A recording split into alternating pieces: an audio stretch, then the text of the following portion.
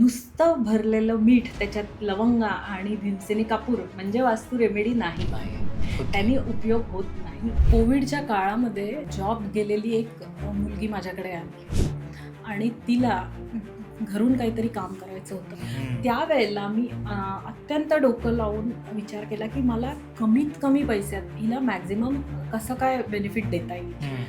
त्यावेळेला आम्ही तिची डोर पॉवर ट्रीटमेंट केली. दुसरं मी तिला सांगितलं, की मी तुला तुझ्या घरात एक जागा सांगते, तू तुझा माल तिथेच ठेवायचा. मी तिला वायुतत्वाचा असा वापर करायला सांगितला, त्या दिशेचा, त्या डायरेक्शनचा माल भरून ठेवल्यावर, की एक्झिबिशन्समध्ये ती जे घेऊन जायची तो सगळा माल विकूनच घरी यायची. अच्छा. आपले बरेचसे सबस्क्रायबर जे आहेत त्या पहिले म्हणजे महिला आहेत. त्या लघुउद्योग करतात. मग त्याच्यामध्ये टेलरिंग असेल, मेकअप असेल, गिरणी असते घरामध्ये, वेगवेगळ्या प्रकारचे व्यवसाय, लघुउद्योग ज्याला आपण म्हणतो. याचा वास्तू वेगळा असतो का? आता यामध्ये आपण व्यवसायानुरूप जर वर्गीकरण करायचं ठरवलं तर ॲस्ट्रो वास्तूनुसार प्रत्येक ग्रह आणि तत्व ह्याचा त्या व्यवसायाशी संबंध असतो. जर घरातनं कोणी टेलरिंगचं काम करत असेल तर तुम्ही टेलरिंग म्हटल्याबरोबर तुमच्या डोळ्यापुढे असा मास्टर येतो की जो परफेक्टली कट करतो. म्हणजे टेलरिंगमध्ये स्टिचिंग सोबत कटिंग अत्यंत गरजेचं आहे. करेक्ट. आता कट करणे ही ॲक्टिव्हिटी येते केतूची. आता तुमच्या घरातल्या केतूचा जो झोन आहे, ब्युटी म्हटलं तिथे आपल्याला शुक्राचा, चंद्राचा मेन रोल आला. म्हणजे स्त्रियांशी रिलेटेड आहे. मेकअप मोस्टली स्त्रिया करतात. त्यामुळे आपण पाहू की चंद्र असलेला झोन मध्ये काही गडबड आहे का? तिने जो गाळा घेतलाय की म्हणजे ब्युटी पार्लरसाठी जागा घेतली आहे, तिथे काय आहे? जिथे सगळी दुकानं चालतात पण ह्याचं दुकान चालत नाहीये किंवा अपेक्षित इन्कम ह्याला मिळत नाहीये. ते खूप छान का चालतंय? त्यांचा ॲस्ट्रो वास्तू ते अलाइन्ड आहे. त्यांचा जो ग्रह उच्चीच आहे त्याचा व्यवसाय ते करताय. तर दक्षिण दिशा आणि बरकत ज्याला आपण म्हणतो, तर ह्याचं काही कनेक्शन आहे का? कारण की बहुतांश जी आपण वेल्दी मंदिरं पण म्हणतो, ही पण भारतातली बहुतांश दक्षिण दिशेलाच आहेत.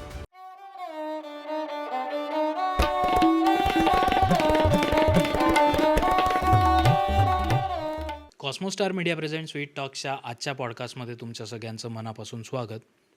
वास्तुविषयक आपण खूप पॉडकास्ट पाहिलेले आहेत, केलेले आहेत.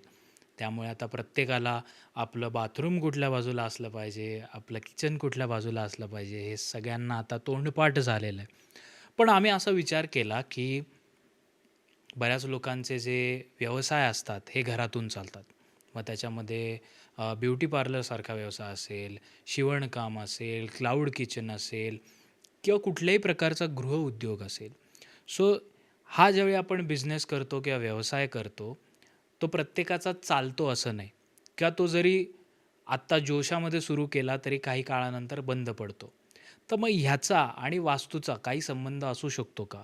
आपण घरातूनच जी काही कामं करतो म्हणजे वर्क फ्रॉम होम करतो, याचा आणि वास्तूसोबत काही कनेक्शन आहे का? सो असे असंख्य प्रश्न आम्ही आमच्या वास्तू एक्सपर्टला विचारले आणि त्या वास्तू एक्सपर्ट ज्या आहेत त्या म्हणजे आपल्या मेघा आडबे यांना आम्ही विचारण्याचा प्रयत्न केला आणि त्याच्याच संदर्भात आजचा हा पॉडकास्ट आहे. सो त्याच्यामुळे आजचा पॉडकास्ट शेवटपर्यंत बघा. खूप इंटरेस्टिंग आणि वेगळा पॉडकास्ट आहे. सो हा तुम्हाला नक्की आवडेल. त्याचसोबत ह्या आठवड्यात आपण 2 पॉडकास्ट रिलीज करतो आहे. दुसरा जो पॉडकास्ट आहे हा नर्मदा परिक्रमावर असणार आहे. सगळे ज्याची आतुरतेने वाट पाहत होते तो म्हणजे नर्मदा परिक्रमा हा विषय. त्याच्यासोबतच ब्रिज 84 कोस परिक्रमा ही सुद्धा एक वेगळी परिक्रमा आहे जी तुम्हाला ऐकायला पाहायला नक्की आवडेल. त्यामुळे याही पॉडकास्टची तुम्ही वाट बघा. आत्ता आपण वास्तूवाल्या पॉडकास्टविषयी बोलतो आहे, त्यामुळे जास्त तुमचा वेळ घेत नाही. मेघा आडबे यांचा पॉडकास्ट सुरू होतो आहे. 3, 2, 1 ॲक्शन.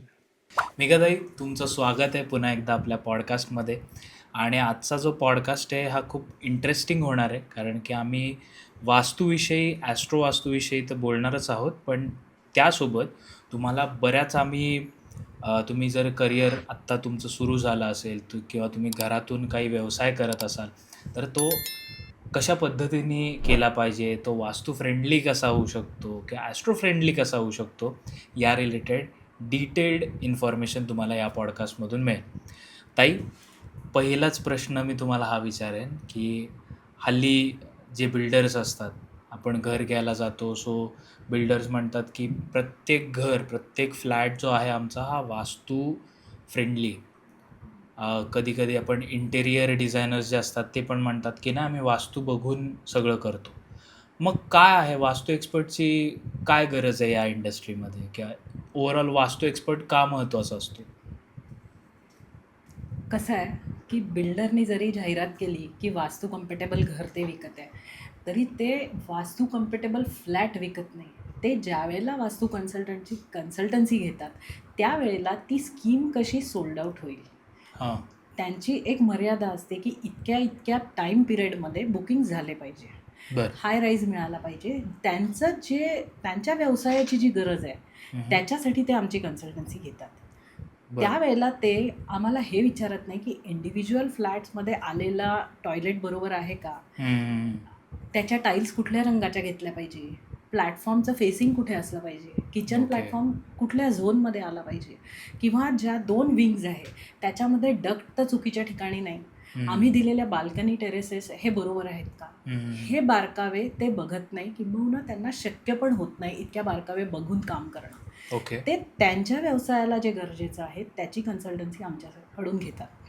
त्यावेळेला आम्ही ग्राउंड लेवलवर म्हणजे त्या जागेत जे बदल आहे ते त्यांना सांगतो, ते करतात, रेमेडीज करतात. पण जाहिरात करताना ते सरसकट जाहिरात करतात की वास्तू कंप्लायन्स असलेला फ्लॅट आहे. बरं. त्याचं एक एक्झाम्पल देईन की आजकाल तुम्ही जे चॅनल पार्टनर्स असतात, सो कॉल्ड एजंट असतात किंवा बिल्डर, त्यांच्या ब्रोशरमध्ये नेहमी लिहिलेलं असतं ईस्ट वेस्ट फेसिंग. हां. आता ते ईस्ट वेस्ट फेसिंगची गंमत अशी आहे की तो ईस्ट जो आहे तो 100% कोपऱ्यातच गेलेला असतो. आयदर तो साऊथ ईस्ट होतो किंवा तो नॉर्थ ईस्ट होतो. बरं. हे वेस्ट फेसिंगचं पण हेच गणित आहे की ते आयदर साऊथ वेस्ट होतो किंवा नॉर्थ वेस्ट होतो. अशा वेळेला पूर्ण वास्तुशास्त्राचे जे अंदाज आहेत त्या फ्लॅटचे ते चुकतात. जाहिरात केली गेली असते ईस्ट वेस्ट, मी दारात उभी राहून हातात कंपास घेतला तर समोर मला ईस्ट दिसत आहे. ह्याच्यासाठी वास्तू एक्सपर्टचा रोल लागतो की हे किती डिग्रीचा टिल्ट आहे, हे ईस्ट म्हणत असले तरी हा कुठल्या पदात येतो आहे, पूर्वेच्या, हा आग्नेयाकडे जातो आहे का, हे जे डिटेलिंग आहे हे वास्तू एक्सपर्ट करू शकतो. ओके. आता आपण इंटिरियरकडे वळूया. जी एक ॲस्थेटिक सेन्स जो त्यांना असतो तो तुम्हाला मला नाही आहे. प्रत्येक व्यक्ती ही त्याच्या व्यवसायात एक्सपर्ट असते. बरोबर. तर जेव्हा इंटिरियर डेकोरेटर ते घर डिझाईन करतो तेव्हा ते किती जास्त डोळ्याला छान दिसेल, थीम काय राहील, वॉल पॅनलिंग्स कसे असतील आणि इंच आणि इंच जागेचा वापर कसा होईल ह्याचा ते विचार करून करतात. तिथे वास्तू नेहमी सेकंडरी असतं, जरी थोडंफार नॉलेज त्यांना असेल. ओके. आता आपण म्हणतो की नैऋत्य बेडरूम तुम्ही हेड ऑफ द फॅमिलीला द्या. नेहमी क्लायंटकडून येणारा प्रश्न असतो, मॅडम तिजोरी कुठे ठेवायची. अशा वेळेला पण लोकांना हे माहिती असतं की नैऋत्यात तिजोरी असते किंवा उत्तरेत असते. आता इथे सरसकट त्यांनी जर कपाट घेतला नैऋत्याची बेडरूम हेड ऑफ द फॅमिलीला देऊन आणि तिथे नेमकं ते कपाट भृंगराज पदावर आलं, ज्याचं काम भृंगराज पदाचं आहे cleaning, south of south west झोनमध्ये येतो तो पण, तर त्यावेळेला ती तिजोरी तिथे देऊन उपयोग होईल का? किंवा त्याच्या थीमच्या नादात, कलर स्कीमच्या नादात जर अँटी कलर्स तिथे आले तर ते दिसायला खूप छान दिसेल, कारण ते इंटिरियर डेकोरेटरनी खूप थॉटफुली डिझाईन केलेलं आहे. पण ते वास्तू सुसंगत राहीलच याची गॅरंटी नाही आहे. आणि मग ते डिटेलिंग करायला वास्तू एक्सपर्टची गरज असते. आत्ता तुम्ही भृंगराज काहीतरी पद असं म्हणालात, तर ते म्हणजे काय? 45 वास्तूच्या डायटीज असतात, एनर्जी फील्ड्स असतात, त्याच्यातलं ते एक पद आहे. बरं. तर प्रत्येक दिशेत येणारे आउटर पेरिफेरीत आणि इनर पेरिफेरीत हे एनर्जी फील्ड्स असतात. तर आउटर पेरिफेरीतले जे फील्ड आहे ते आपण एंट्रन्ससाठी बघतो. ज्या वेळेला आपण वास्तू रेमेडीज करतो ज्याच्यामध्ये प्रामुख्याने रत्नाध्याय आहे, त्यावेळेला आपण अंगदेवता म्हणजे इनर पेरिफेरीमध्ये जे आहे त्याचा विचार करतो, सेंटर पॉईंटपासून. बरं. म्हणजे तुम्ही जे म्हणालात ते पद. ओके. आता मला अशा पद्धतीने विचारावं असं वाटेल, एक उदाहरण देऊन, की मी आता फ्लॅट घेतलेला आहे. त्या सुरुवातीला भिंतीच असतात, प्लेन भिंती. हं. तर मग मी कन्फ्युज्ड आता अशा पद्धतीने आहे, की पहिले इंटेरियर करावं, मग वास्तू करावं, की आधी वास्तू करावं, मग इंटेरियर करावं? सो ह्याबद्दल तुम्ही काय सांगाल? आमचा रोल तुम्ही प्रॉपर्टी सिलेक्शन करताना तेव्हापासून पिक्चरमध्ये येतो. बरं. पण it is never too late. तुम्ही हम्म. एखादी प्रॉपर्टी घेतलेली आहे तर इंटिरियरच्या आधी आम्हाला कनेक्ट व्हा. ओके. आम्ही तुम्हाला एक वास्तू कम्पॅटेबल ड्रॉइंग देऊ, हम्म. जे तुमच्या भविष्यात इंटिरियरवाल्याला काम करायला जास्त सोपं जाईल. कारण अच्छा. आम्ही पूर्ण मेन्शन करू की हीच कलर स्कीम हवी. आपल्या ह्या 800, 900, 1000, 1500 स्क्वेअर फीटच्या फ्लॅटमध्ये इथे इथे ही बाजू जास्त हेवी हवी. हम्म. तुम्ही मिरर्स इथे लावू शकता. हम्म. वॉटर बॉडीज तुम्ही या बाजूला घेऊ शकता. ओके. मोठा टेरेस फ्लॅट असेल तर क्लायंटचा खूप आग्रह असतो की आम्हाला गझिबोसारखं काही पाहिजे. हां. तर असे स्ट्रक्चर्स तुम्ही कुठे घ्याल, प्लांट्स कसे लावाल, बरं. हे आम्ही एक आयता रिपोर्ट त्या इंटिरियरवाल्याला तयार करून देतो. ओके. त्याच्यावर काम करणं जास्त सोपं जातं. आणि या प्रोसेसमध्ये तो रॉ फ्लॅट जर हातात मिळाला तर रेमेडी करायला खूप इझी होतं. कारण कुठलाच फ्लॅट जो आहे तो 100% वास्तू सुसंगत नसतो. बरं. अशा वेळेला काही टॉयलेट करेक्शन्स असतात, काही हम्म. गोष्टी असतात, तर ते आम्ही जर कोपऱ्यात केलं हम्म. तर त्याच्यावर फर्निचरचा पीस येतो, ते लपून जातं, ते हां. कुठेही खराब दिसत नाही. आणि आपण प्रत्येक रेमेडी ही भूमितत्वावर करतो, म्हणजे एक टाईल काढून टाईलच्या आत करतो, बरं. जोही त्या दिशेचा गुणोत्कर्ष राहील. तर आयडियल टाईम तर तो आहे हम्म. प्रॉपर्टी सिलेक्शनपासनं तर पोझिशन घेतल्यानंतर. ओके. पण एवढं करून पण तुम्ही राहता, सगळं फर्निचर झालं आहे आणि तुम्हाला काही त्रास आहे, तर तुम्ही जरूर कनेक्ट होऊ शकता. काही बदल करून, काही कलर्समध्ये, काही शेप्समध्ये, काही गोष्टी लावायला देऊन, काही ॲस्ट्रोवास्तू टेक्निकनी कमीत कमी तोडफोड करून हम्म. जितकं शक्य होईल आम्ही हेल्प करू. बरं. तुम्ही डाउजिंगसुद्धा करता, तर आम्हाला हे जाणून घ्यायला आवडेल, की पहिले डाउजिंग म्हणजे काय? आणि वास्तूमध्ये डाउजिंगचा उपयोग तुम्ही करता का? आणि करत असाल तर कशा पद्धतीने करता? डाउजिंग ही एक खूप मोठी विद्या आहे आणि त्याचा मुख्यत्वे उपयोग व्हायचा ज्या जमिनीच्या खाली हम्म. सोन्याच्या खाणी असतात ते हां. शोधण्यासाठी त्याचा उपयोग व्हायचा. लँड एनर्जी चेक करायसाठी डाउजिंगचा अत्यंत महत्त्वाचा वाटा आहे. हम्म. त्याचप्रमाणे जिओपॅथिक स्ट्रेस नावाचा प्रकार आहे. बरं. काही कॅन्सर कॉझिंग लाईन्स असतात, ब्लॅक लाईन्स असतात आणि अनेक रोग त्यामुळे होऊ शकतात. हम्म. त्या शोधायला डाउजिंगचा अत्यंत महत्त्वाचा रोल आहे. बरं. आणि आपल्या जशा हाय राईज बिल्डिंग्स वाढत गेल्या तेवढा पायवा खोदावा लागतो. जितकी मल्टी स्टोरीड बिल्डिंग आहे तिचा पायवा तेवढा खोल असतो हम्म. आणि मग ते लोखंड जातं जमिनीखाली. हम्म. ह्याचा सगळ्याचा परिणाम म्हणून मागच्या एक 25 ते 30 वर्षात तुम्ही बघितलं असेल की अनेक असे रोग जे कधीतरी केव्हा तरी कोणाला व्हायचे, हां. आपल्या कानावर यायचं अमुक एकाला काही झालं, ते आता अत्यंत कॉमन प्रत्येक दुसऱ्या घरात व्हायला लागले. बरोबर. तर तो जो जिओपॅथिक स्ट्रेस असतो तो त्या खालून त्याची ती लाईन ती वरपर्यंत जाते. तर 22व्या फ्लोअरवर राहणाऱ्या फ्लॅटमधल्या व्यक्तीलाही त्याचा त्रास होऊ शकतो. बरं. तर बेसिकली डाउजिंग ह्याच्यासाठी आहे.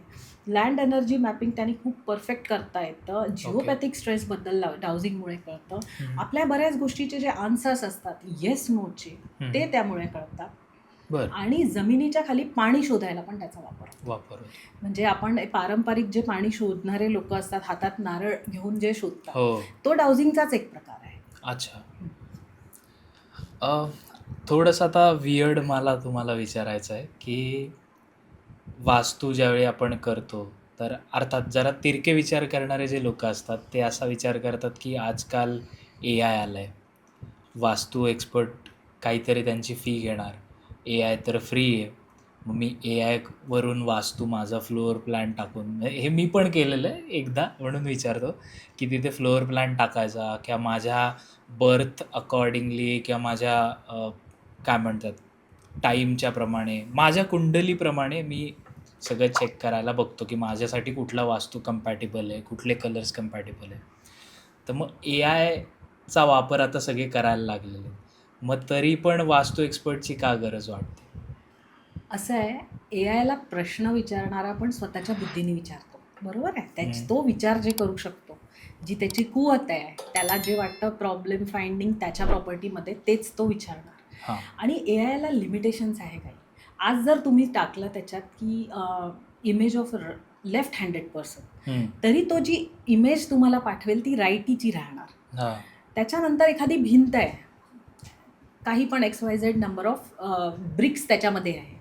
जर तुम्ही AIला विचाराल की मी अमुक एक वीट या भिंतीतली काढली तर त्याचा काय इम्पॅक्ट होईल, त्याचं उत्तर तुम्हाला स्ट्रक्चरल इंजिनियर देईल, AI देऊ शकणार नाही, किंवा रादर ते परफेक्ट असणार नाही. ओके. आता साऊथ ईस्ट ॲक्टिवेशन, दक्षिणेला आग्नेयेला लाल रंग लावा कारण अग्नितत्वाची दिशा आहे, बरोबर. AI हेच सांगेल तुम्हाला, तिथे लाल लाईट लावा सांगेल. बर. आता जर का तुमच्या घरामध्ये साऊथ ईस्टमध्ये मोठा कट आला आहे, हां. सामान्य माणसाला वाटतं कट आहे म्हणजे तिथलं ते तत्व कमी झालं आहे. बर. पण जेव्हा आग्नेयेत कट येतो तेव्हा तो हायपर एक्साईट होतो. बर. तो अग्नी ज्वालास्वरूप होतो, प्रबळ होतो आणि त्याचा कल नुकसान करण्याकडे जास्त असतो. ओके. अशा वेळेला काही मेटल्स टाकून, जेमस्टोन्स टाकून तिथे बॅलन्स करणं गरजेचं असतं. अशा वेळेला AI तुम्हाला सांगतं की लाल लाईट लावा आणि लाल वॉलपेपर लावा किंवा भिंत लाल करा. तर ह्या ज्या मर्यादा आहेत ह्या AIच्या कक्षेत बसत नाही. हे आम्ही बिंग वास्तू एक्सपर्ट हे आम्ही शोधू शकतो की इथे काय फॉल्ट आहे, ह्याचा ॲनालिसिस कसा झाला पाहिजे, इथे रेमेडी काय दिली पाहिजे, इथे लाल रंग लावून उपयोग आहे की याला बॅलन्स करायला येलो टोनमध्ये गेलं पाहिजे, इथे मेटल काय लावलं पाहिजे. आणि त्यावेळेला आम्ही त्याला म्हणजे सटल अग्नितत्व ज्याला म्हणू, फायर एलिमेंट बॅलन्स करायसाठी साधा तेलाचा दिवा 2 तास जळेल असा लावा, हे आम्ही सांगू. पण AIमध्ये सगळं स्वरूप बदलतं. जेव्हा तुम्ही त्याला काही सांगता, विचारता की अग्नेय कट जे काय रेमेडी आहे किंवा कसं ट्रीट करायचं, त्यावेळेला तो त्याच्या बुद्धीत जे बसतं, कक्षेत जे मावतं तेच उत्तर देतो. ओके. ती जी दृष्टी आहे प्रॉब्लेम अनालिसिस करण्याची ती वास्तू एक्सपर्टलाच असते. ओके. मग आता अर्थातच प्रत्येक सबस्क्रायबरला किंवा जे बघतात त्यांना हा प्रश्न पडतो आणि ते कमेंट पण करतात की मग सगळ्याच वास्तू आहेत त्या चुकीच्याच असतात का, का कुठला काही म्हणजे रेडीमेड काही वास्तू असतात का की या चांगल्याच आहेत? नाही, चुकीच्याच असतात किंवा सगळ्यात चांगल्या असतात, दोन्हीही नाही आहे, मधलं असतं. सगळ्याच वास्तू काही निगेटिव्ह नसतात, पण आपण तिथे वास्तव्य करणार असतो प्रदीर्घ काळासाठी. कोणीच घर वर्षभरात बदलत नाही. तर त्यामुळे तिला मॅक्झिमम पॉझिटिव्ह कसं करून घेता येईल हे लक्ष देणं गरजेचं असतं. ओके. आजकाल अगदी सामान्य माणूस पण एक बजेट घेऊन चालत असतो. इंटिरियरमध्ये मी अमुक एक रक्कम इन्व्हेस्ट करणार आहे, फर्निचरवर अमुक एक रक्कम इन्व्हेस्ट करणार आहे, त्या गृहिणीला ते किचन एकदम सुसज्ज लागत असतं. तर ही सगळी जी इन्व्हेस्टमेंट असते ना, एक वेळा तिथे ती वस्तू प्लेस केल्यावरती हलवणं हा डोक्याला ताप आहे. ओके. आणि ट्रेंड असा आला आहे की कबर्ड्स आणि बेड्स, मिरर्स हे सगळे जे आहे ते फिक्स करून टाकतात वॉलमध्ये. ते मूव्ह करणं अतिशय कठीण होऊन जातं, ते तोडल्याशिवाय सरकवता येत नाही. करेक्ट. त्यामुळे जेव्हा दीर्घकाळ कुठल्या वास्तूत तुम्हाला वास्तव्य करायचं आहे तर ती किती पॉझिटिव्ह आहे की किती निगेटिव्ह आहे, काय करायला पाहिजे, रेमेडी करून काय गुणोत्कर्ष होईल, हे तुम्ही आमच्यावर सुद्धा. हां, तुम्ही तशी हेल्प कराल त्यांना? जरूर. ओके. आता सबस्क्रायबर्सचा मी एक प्रश्न घेईन, ज्याच्यामध्ये आपले बरेचसे सबस्क्रायबर्स जे आहेत त्या पहिले म्हणजे महिला आहेत. त्या लघुउद्योग करतात. मग त्याच्यामध्ये टेलरिंग असेल, मेकअप असेल, गिरणी असते घरामध्ये किंवा असे वेगवेगळ्या प्रकारचे व्यवसाय, लघुउद्योग ज्याला आपण म्हणतो, आणि हे घरातून केले जातात. किंवा आता आधी मी ज्यावेळी पॉडकास्ट करत होतो तर हे सुद्धा आम्ही घरातून करायचो, वर्क फ्रॉम होम ज्याला आपण म्हणतो. सो मग हे करणं घरातून हे योग्य आहे का पहिलं, का ह्याच्यासाठी एक डेडिकेटेड स्पेस घेणं हे योग्य आहे? दुसरा त्यातला भाग असा की ह्याचा वास्तू वेगळा असतो का? गृह उद्योग तुम्ही करू शकता, डेडिकेटेड स्पेस असणं गरजेचं आहे की नाही ह्याचं जे उत्तर आहे ना ते तुमच्याकडे भांडवल किती आहे त्याच्यावर आहे. पण तुम्ही घरातनं निश्चितच कुठलाही उद्योग करू शकता. ते क्लाउड किचन्स राहू शकतात, ते टेलरिंग राहू शकतं, ते मेकअप राहू शकतं, ते काहीही असू शकतं. आणि त्यासाठी आपण घराचा वास्तू पाहणं किंबहुना तो जो स्पेस तिथे त्या व्यक्तीला आपण दिला आहे तो बघणं जास्त गरजेचं असतं. त्यावेळेला घराचा एंट्रन्स जर पॉझिटिव्ह असेल, तर तुम्हाला अपेक्षित यश मिळायला आणखीन सोपं जातं. ओके. आता यामध्ये आपण व्यवसायानुरूप जर वर्गीकरण करायचं ठरवलं तर ॲस्ट्रोवास्तूनुसार प्रत्येक ग्रह आणि तत्व ह्याचा त्या व्यवसायाशी संबंध असतो. बरं. समजा तुम्ही क्लाउड किचनचं घ्याल किंवा कुठल्याही खाद्यपदार्थांचं घ्याल, मसाले आहे, पापड, लोणची, वाळवण ज्या बाया घरी तयार करून त्या मग विकतात. त्याच्यातही प्रचंड स्कोप आहे, त्यांना भरपूर हे असतं, मागणी असते. तर अशा वेळेला आपल्याला रवी मंगळ हे बघायचं आहे. आपल्याला ते तत्व बघायचं आहे की अग्नितत्वात काही प्रॉब्लेम नको. आपल्याला त्याची दिशा बघायची आहे रवी आणि मंगळ असलेली, ओके. आणि आपण त्या घरातला तो झोन त्या कामाला डेडिकेट करायचा आहे जर ओके. आपल्याला वाढवायचं असेल तर. एका सोलापूरमध्ये असणाऱ्या गृहोद्योग करणाऱ्या होत्या ताई, त्यांचा मला कॉल आला होता. मसाले हा मुख्य व्यवसाय होता, गिरणी होती आणि वाळवणाचे पदार्थ होते. बरं. तर त्यावेळेला आम्ही त्यांना अशा प्रकारे ऑनलाईन कन्सल्टेशन दिलं होतं की त्यांच्या घराचा नकाशा स्टडी करून आम्ही त्यांना तो झोन स्पेसिफिकली सांगितला, काही रेमेडीज दिल्या आणि त्यांना त्याचे खूप छान रिझल्ट्स मिळाले. बरं. त्याचप्रमाणे जर घरातनं कोणी टेलरिंगचं काम करत असेल तर तुम्ही टेलरिंग म्हटल्याबरोबर तुमच्या डोळ्यापुढे असा मास्टर येतो की जो परफेक्टली कट करतो. म्हणजे टेलरिंगमध्ये स्टिचिंग सोबत सोबत कटिंग अत्यंत गरजेचं आहे. करेक्ट. आता कट करणे ही ॲक्टिव्हिटी येते केतूची. आता तुमच्या घरातल्या केतूचा जो झोन आहे, ती दिशा, ते कुठे आहे, ते कारकत्व वाढवायला तुम्ही काय रेमेडीज देऊ शकता हे लक्षात ठेवून तुम्ही त्या 4 किंवा 5 खोल्यांमधला तो स्पेस डेडिकेट करू शकता का, तिथे मशीन ठेवू शकता का, किमान तिथे तो टेबल असू शकतो का की ज्याच्यावर आपण ते कटिंग करणार आहे. अशा रीतीने आपण गृहउद्योगांना हेल्प करू शकतो. बरं. कोविडच्या काळामध्ये जॉब गेलेली एक मुलगी माझ्याकडे आली आणि तिला घरून काहीतरी काम करायचं होतं. तर तिच्या डोक्यात होतं की आपण ते कपडे घेऊन, सगळे ड्रेसेस वगैरे घेऊन, साड्या आणि हे सगळं हे एक्झिबिशन्समध्ये सेल करायचं. अच्छा. पण तिचा जॉब गेलेला होता आणि कोविडमध्ये एकंदरीतच परिस्थिती अशी होती की मी समोरच्याला फोर्स नव्हती करू शकत की तुम्ही ह्या रेमेडीज करा. त्यावेळेला मी अत्यंत डोकं लावून विचार केला की मला कमीत कमी पैशात हिला मॅक्झिमम कसं काय बेनिफिट देता येईल.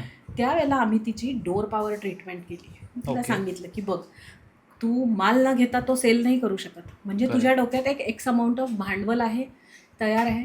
तू वास्तुशास्त्रालाही थोडंसं त्या भांडवलातलाच भाग समज. दुसरं मी तिला सांगितलं की मी तुला तुझ्या घरात एक जागा सांगते, तू तुझा माल तिथेच ठेवायचा. तर ती बाल्कनी येत होती. मी तिला सांगितलं आता हा एक्सपेन्स तू बेअर कर, ही बाल्कनी कव्हर करून घे जेणेकरून ऊन, वारा, पाऊस हे या कपड्यांना लागणार नाही. पण वर्ष ते 1.5 वर्षात त्या मुलीचा इतका जम बसला की तिने जे side by side job searching होतं ते सोडून दिलं. आम्ही तिला वायुतत्वाचा असा वापर करायला सांगितला, त्या दिशेचा, त्या डायरेक्शनचा माल भरून ठेवल्यावर की एक्झिबिशन्समध्ये ती जे घेऊन जायची तो सगळा माल विकूनच घरी यायची. अच्छा. म्हणजे जो तिने गरज म्हणून सुरू केलेला व्यवसाय होता, काही पर्याय नाही, जॉब मिळत नाही आहे, तो आता ती आणखीन चांगल्याने आवड म्हणून रादर तो प्रिफरन्स देऊन करायला लागली की मला आता जॉब नको, त्या सॅलरीपेक्षा जास्त मी कमवायला लागली आहे. अरे वा. आणि मग त्यांचा आग्रह होता त्यावेळेला की मॅडम आता राहिलेल्या रेमेडीजही मला करून द्या, जेणेकरून उद्या जर माझ्या डोक्यात शॉप टाकायचं आहे एक्झिबिशन्स शिवाय तर त्याच्यातही मला यश मिळालं पाहिजे. अच्छा. म्हणजे तुम्ही घरात राहून सुद्धा बिझनेसेस वास्तूचं जर कन्सल्टेशन उत्तम प्रकारे करू शकता. वा.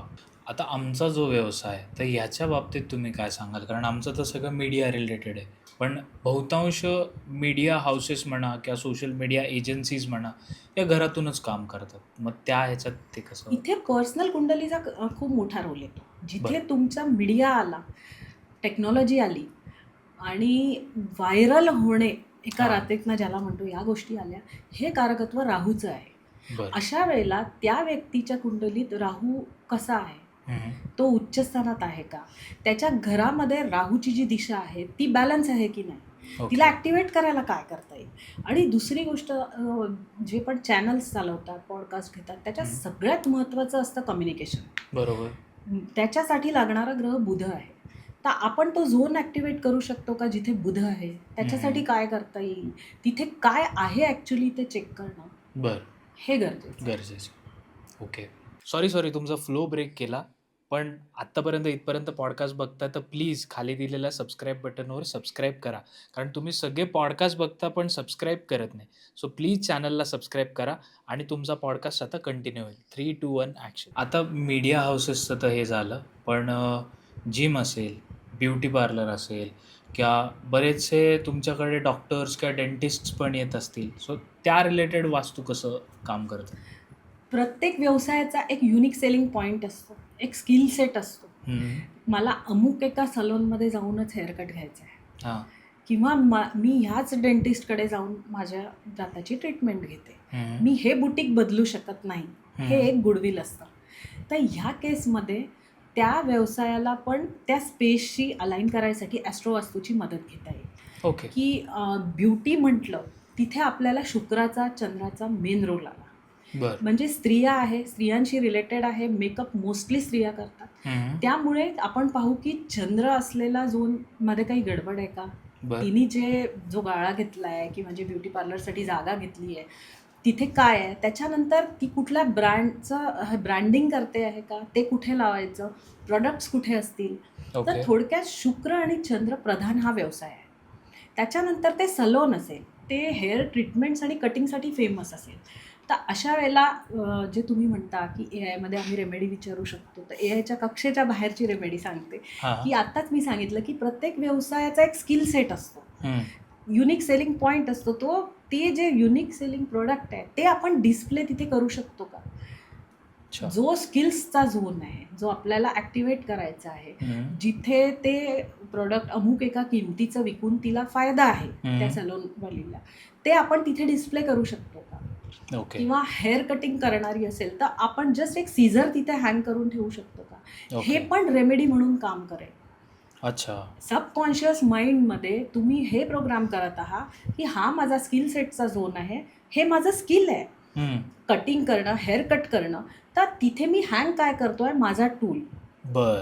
हे डेंटिस्टच्या केसमध्ये झालं तर त्याचं जे सगळं कसं बसतं, ती चेअर असते एक मुख्य, हम्म. आणि त्याची ती टूल किट असते, ती समोर असते, आणि विविध गोष्टीतली डेंटिस्ट्री असते की स्माईल डिझायनिंग, हां. रूट कॅनल, ऑर्थो ट्रीटमेंट्स, ह्या सगळ्या ज्या गोष्टी आहे ह्याचं स्पेसिफिकेशन करून आपण तिथे पूर्ण अंतर्गत रचना करू शकतो. जसं मला एका डॉक्टरनी रिक्वेस्ट केली होती हम्म. की आम्हाला हे क्लिनिक सांगा अकॉर्डिंग टू वास्तू कसं डिझाईन करता येईल.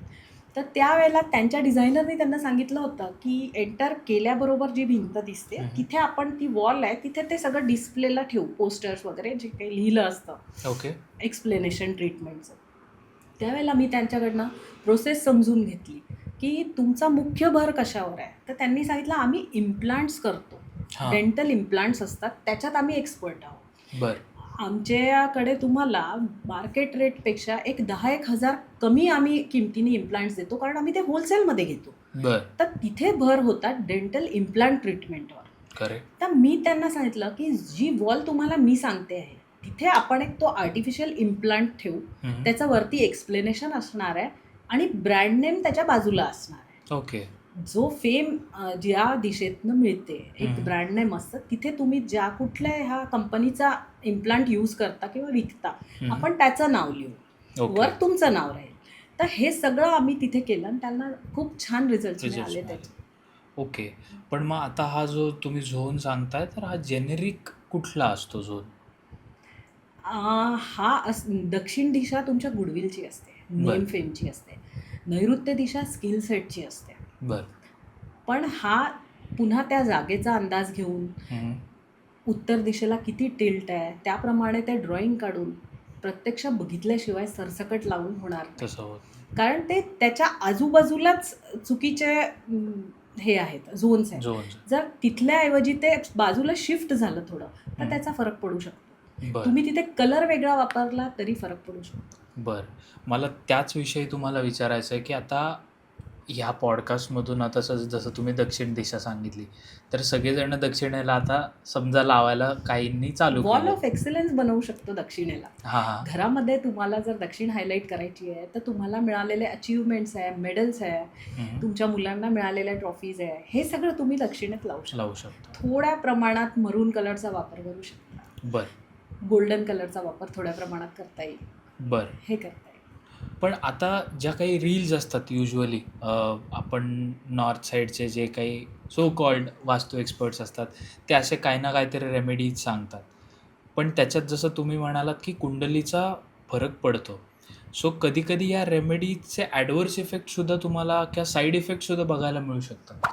कलर, पॅटर्न, शेप्स, फर्निचर किंवा आजकाल जे तुम्ही रील्स म्हणता, की जागोजागी खडे मीठ भरून ठेवा. हं, हं. हे सगळे बॅलन्सर्स आहेत.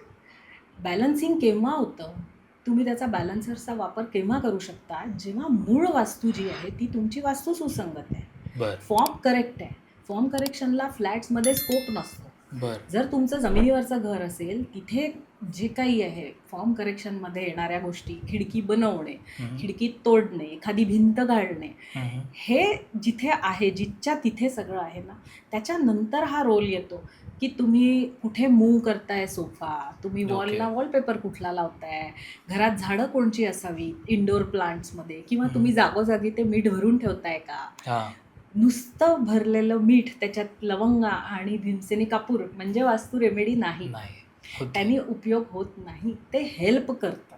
बरं. एनर्जी क्लिन्झिंगला निश्चित हेल्प करतं. पण रेमेडी तुमच्यावर हे वास्तुदोष जो आहे तो कमी करते. बरं. मी नलिफाय एकदम करते म्हणणार नाही, पण त्याची इंटेन्सिटी तुम्हाला त्रास होणार नाही इतकी कमी करते. पण ओके. हे मीठ आणि हे सगळं ठेवल्याने जागोजागी हे रेमेडी म्हणून काम नाही करत. बरं. थोडा आउट ऑफ द बॉक्स एक प्रश्न विचारतो, आत्ता जे सुचला म्हणून, की आता आपण घरातल्या काय-काय गोष्टींच्या विषयी तुम्ही सांगत होतात, इंटेरियरच्या पॉइंट ऑफ व्ह्यूनी. तर बऱ्याच ठिकाणी असं म्हणलं जातं, की देवघर जे असतं तुमचं, तर देवघराला कळस नसावा जर घरात असेल तर वास्तूप्रमाणे. तर हे योग्य आहे का? आणि तुम्ही एकदा मागे उत्तर दिलं होतं, पण परत एकदा मला हे विचारावसं वाटेल, की घरात जे देवघर असेल, ते मार्बलचं असलेलं चालतं का? का वुडन असलं पाहिजे? का शिसमचं पण बहुतेक असतं? सो त्या बाबतीत आम्हाला सांगा. घरातल्या मंदिराला कळस नसावा. बरं. हे तर आहे कधी पण. दुसरी गोष्ट, आपण पूर्व दिशेत देवघर ठेवू शकतो, ईशान्येत निश्चितच ठेवू शकतो, ती जागाच देवघरासाठी दिली आहे, आणि पश्चिमेत ठेवू शकतो. बरं. आता यामध्ये जर आपण फ्लॅटचा विचार केला आणि लहानसा फ्लॅट आहे 2 BHK, तिथे आपण अगदी भव्य मार्बलचं मंदिर ईशान्येत ठेवलं हं, हं. तर ते वजन ॲड करणार आहे. आपल्याला ती दिशा खूप वजनी नको आहे. ओके. अशा वेळेला तुमच्या घराला साजेसं, घर लहान असेल तर थोडं लहान लाकडी देवघर ईशान्येत ठेवा. बरं. तुमचं मोठं घर आहे ज्याचा कार्पेट 2,500-3,000 स्क्वेअर फीट आहे, त्या पण घराच्या मानांनी ते वजन कमी असेल असं मार्बलचं व्हाईट देवघर तुम्ही ईशान्येत ठेवू शकता. बरं. पश्चिमेत जेव्हा देव येतात त्यावेळेला तुम्ही हेवी मार्बलचं मंदिर ठेवू शकता. ओके. आणि पूर्व दिशेला लाकडी असलं तर जास्त चांगलं आहे. त्यामध्ये तुम्ही सागवान सगळ्यात बेस्ट आहे. बरं. शिसम घेऊ शकता. ओके. ह्याच्याशिवाय तिसरी दिशा देवघरासाठी योग्य नाही आहे. ह्या 3 दिशांचा वापर चालू शकतो. पूजा करणाऱ्याचं मुख जे आहे ते आयदर पूर्वेला असावं किंवा पश्चिमेला असावं. बरं.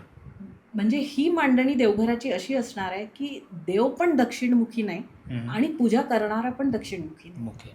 ओके. आता आपल्या घराचा जो एंट्रन्स असतो, तर एंट्रन्सचं वास्तू वेगळं असतं आणि मेन डोअरचं वास्तू वेगळं असतं. हे म्हणजे हा जो प्रश्न आहे हा फ्लॅटमध्ये अप्लाय नाही होणार. हं. फ्लॅटमध्ये एक सिंगल एंट्रन्स असतो. ओके. काही घरं जमिनीवरची अशी असतात की आपल्याला 2 एंट्रन्स मिळतात. एक कंपाऊंड गेटचा असतो, करेक्ट. पार्किंग म्हणू शकतो, कार आत यायला, आणि काही स्टेप्स वर येऊन आपला मुख्य प्रवेशद्वार असतो. बरोबर. हे बंगलोमध्ये असतं.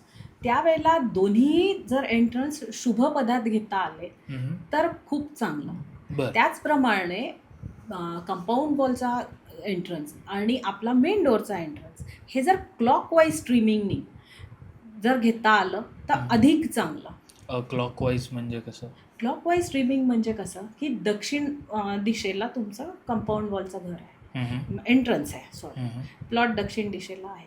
त्यावेळेला तुम्ही अट्टहास करून जर पूर्वमुखी दार हवं म्हणून प्रवेशद्वार मुख्य घ्याल तर ते अँटी क्लॉकवाईज होईल.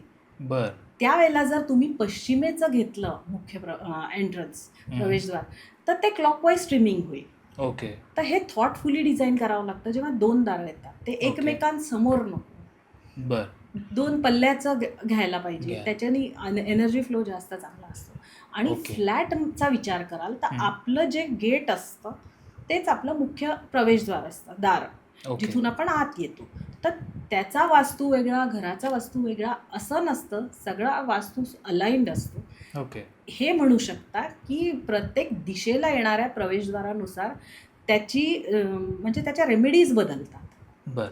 आणि तो तुम्हाला काय देऊ शकतो, ते प्रवेशद्वार तुम्हाला काय देऊ शकतं ते बदलतं. बदल. व्यवसायानुरूप पण आपण ह्याला बघू शकतो. म्हणजे ओके. आपला आजचा विषय बिझनेस वास्तू आहे म्हणून हां. सांगते. बरं. पण हे अँटी क्लॉकवाईज झालं तर काय परिणाम होऊ शकतात त्या घरात? एनर्जी फ्लो जेव्हा अँटी क्लॉकवाईज होईल तेव्हा पूर्ण सगळं गडबड होऊन जाईल घरात. हं. आपण याच्या आधीच्या पॉडकास्टमध्ये स्वरविज्ञानाबद्दल बोललोय, इडा हो. आणि पिंगला नाडीबद्दल बोललोय. हो. तर ती जी चंद्र इडा नाडी आहे, लेफ्ट ब्रेथ आहे, तो हम्म. आपल्याला घरासाठी गरजेचा आहे. ओके. रादर फॅक्टरी असो, इंडस्ट्री असो, काहीही असो, क्लॉकवाईज स्ट्रीमिंग जे आहे ते हम्म. अतिशय गरजेचं आहे. बरं. ते अँटी क्लॉकवाईज असेल तर तिथे खूप प्रॉब्लेम्स येऊ शकतात. बरं. ताई, आत्ता आपण एंट्रन्सबद्दल बोलतोय. तर आपल्या ज्या वर्क प्लेसेस असतात किंवा कमर्शियल स्पेसेस असतात, सो कुठल्या प्रोफेशनसाठी कुठल्या टाईपचा एंट्रन्स हा चांगला आहे? असं आहे की प्रत्येक प्रोफेशनचा, जसं मी म्हटलं ॲस्ट्रो वास्तूमध्ये त्या दिशेचं कारकत्व कुठल्या ग्रहाकडे आहे. हम्म. तर एंट्रन्स तुम्हाला त्या दिशेचा मिळाला तर खूप उत्तम आहे. बरं. अदरवाईज त्या वर्क प्लेसमध्ये आपण ती दिशा कशी ॲक्टिवेट करू शकतो, कशी हायलाईट करू शकतो, कशी तिच्यातनं मॅक्झिमम आउटकम घेऊ शकतो हे बघायचं आहे. बरं. जसं एक एक्झाम्पल देईल की मी एका ॲडव्होकेटचं ऑफिस डिझाईन केलं होतं. हम्म. तर त्यावेळेला आम्ही त्यांचं इतकं डिटेलिंग केलं होतं की ते मुख्य काम कशाचं करतात. त्यांचं बरं. लँडमध्ये जास्त डिलिंग होतं. तर आता लँड म्हटलं की पुन्हा मंगळाचा रोल आला. तर बरं. आम्ही त्यांना प्रॉपर तिथे मंगळाच्या दिशेत, म्हणजे जसं आपण आधी बोललो की दक्षिण दिशेला काळपुरुष कुंडलीमध्ये मकर राशी येते, तिथे बरं. मंगळ उच्चीचा आहे. आम्ही त्यांचं सेंटर ऑफ द साऊथमध्ये बरोबर केबिन दिलं होतं. सिटिंग त्यांची चेअर दिली होती. हां. मग रंगसंगती त्या हिशोबाने वापरली होती. मग अजून साऊथमध्ये काय करू शकतो, त्यांच्या ज्या कामाच्या येणाऱ्या फाईल्स आहेत त्या कुठे पाहिजे, क्लायंट्स येतील तर क्लायंट्सचं फेसिंग कसं हवं, ते बरं. बोलत आहे त्यांचं फेसिंग कसं हवं, हे सगळं डिटेलिंग आम्ही त्या व्यवसायानुरूप करतो. बरं. क्लिनिक्स असतील, हॉस्पिटल्स असतील, तर ह्यामध्ये मुख्य रोल असतो निदान होणे, हम्म. रिकव्हरी, हा सगळा. अशा वेळेला काय करायला पाहिजे, ICUs कुठल्या झोनमध्ये हवे, रिकव्हरी रूम कुठल्या झोनमध्ये हवी, कन्सल्टेशन कुठे दिल्याने चांगलं होईल, हे बारकाईने आपण पाहून तिथे रेमेडीज करू शकतो, ते झोन ॲक्टिवेट करू शकतो. हे पाहू शकतो की इथे काही वास्तुदोष तर नाही ना. ओके. असं प्रत्येक व्यवसायाचं आपण वर्गीकरण करून त्याचा वास्तू ॲनालिसिस एकदम डिटेलमध्ये करू शकतो. हॉस्पिटलसुद्धा वास्तूप्रमाणे असतात. आम्ही स्वतः केलेलं आहे मल्टी स्पेशालिटी हॉस्पिटलचं काम. बरं. तर त्यावेळेला आम्ही ही सगळी काळजी घेतली होती. बरं. याच्यामध्ये आता मला स्पेसिफिकली हॉस्पिटल्सबद्दल विचारावं वाटेल की वास्तू केल्यानंतर हॉस्पिटलमध्ये काय रिझल्ट तुम्हाला जाणवतो, क्या फीडबॅक आलेला आहे? हे म्हणू शकतो की सक्सेस रेट त्यांचा चांगला वाढला. बरं. आणि मेटर्निटी असेल तर जास्तीत जास्त लेडीज तिथे म्हणजे अप्रोच होऊन यायला लागल्या. त्यांच्या अशा केसेस फेल्युअर रेट जो आहे तो कमी होता. रिकव्हरी फास्ट होती. एक चांगलं ब्रँड नेम एस्टॅब्लिश झालं. ओके. असं असतं. बरं. मगाशी बोलता तुम्ही रंगसंगतीबद्दल बोललात. सो मला दोन्हीच्या बाबतीत विचारावं असं वाटेल, रेसिडेन्शियल आणि कमर्शियल. सो ह्याची जी रंगसंगती असते किंवा आपण आजच्या भाषेत कलर्स जे म्हणतो, Scheme. कलर स्कीम जे म्हणतो, सो प्रत्येक मग वास्तूच्या दिशेप्रमाणे ते वेगवेगळे कलर्स असले पाहिजे की तुम्ही एकच थीम फॉलो करू शकता? आता यामध्ये असे मल्टिपल कलर्स लावून ते तुमच्या डोळ्यांनाही खूप सुसह्य दिसणार नाही. तर न्यूट्रल कलर जे व्यावसायिकमध्येही चालणार आहेत आणि जे घरातही चालणार आहे ह्याचा वापर करा. बरं. एकदम हलका ivory, yellow tone, off white हे सरसकट लावू शकता. जसं मी बोलली की आपण पूर्ण रेमेडीज केल्यावर कलर्सचा वापर करून ते झोन जास्त हायलाईट करून ॲक्टिवेट करू शकतो. अशा वेळेला स्पेसिफिक आपल्याला जिथे हायलाईट करायचं आहे त्या दिशेला अनुसरून आपण वॉलपेपर घेऊ शकतो, पॅटर्न्स घेऊ शकतो. ओके. जसं पॅटर्न्सबद्दल बोलायचं झालं तर अर्थ एलिमेंट जो आहे त्याचा स्क्वेअर पॅटर्न आहे, बर. पाण्याचा व्हेवी आहे, ओके. अग्नितत्वाचा ट्रँग्युलर पॅटर्न आहे. तर असे विविध कलर आणि पॅटर्न्स वापरून आपण ती स्पेसिफिक एक वॉल हायलाईट करू शकतो. ओके. त्याच्या किंवा मिरर पॅनलिंग्स करूनही आपल्याला हायलाईट करता येतं. करताय. आणि व्यावसायिक वास्तूमध्ये काय होतं, बरेचदा आपण उदाहरण घ्यायचं झालं तर पिझ्झा हटचं घेऊ. हां. पिझ्झा हटमध्ये भरपूर लाल रंगाचा वापर तुम्हाला दिसेल. बरोबर. अगदी त्याच्या नावापासून आत आपण आल्यावर चारही भिंतीत लाल रंग दिसेल. तर इथे हा फरक आहे रेसिडेन्शियल आणि कमर्शियलमध्ये, की कमर्शियलमध्ये जेव्हा इतके ॲग्रेसिव्ह कलर्स वापरले जातात ते एक भिंत हायलाईट नाही करत, तो सरसकट चारही भिंतींना लावतात. बर. त्यावेळेला त्याचा इफेक्ट न्यूट्रलाइज होऊन जातो अच्छा. आणि तिथे कस्टमर फुटफॉल इतका असतो की तिथे ती एनर्जी ॲब्झॉर्ब होऊन जाते. बर. तिथे हा प्रश्न येत नाही की हा रंग किती उग्र आहे, हा किती ऊर्जा देणारा आहे, हा चुकीच्या झोनमध्ये आला आहे. तो चारही भिंतींना लालच रंग लावलेला असतो. हां तर हां. हा बेसिक डिफरन्स आहे कमर्शियल आणि रेसिडेन्शियल. रेसिडेन्शियल. ओके. मला आता थोडंसं उलटं तुम्हाला विचारावं वाटेल, की एक कमर्शियल बिल्डिंग असते, त्यामध्ये असंख्य ऑफिसेस असतात.